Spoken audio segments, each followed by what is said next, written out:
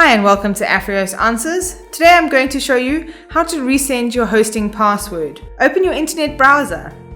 Navigate to clientzone.afrihost.com. Log into ClientZone using your credentials. Click on the Hosting tab. Select the domain you want your hosting passwords for. Click on Hosting Settings. A menu will pop up. Select Send Passwords.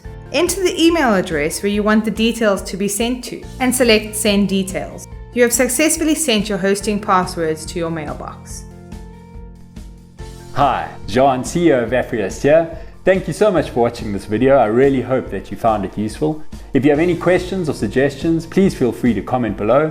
And if you want more how-tos and tutorials like this one, please visit answers.afrios.com.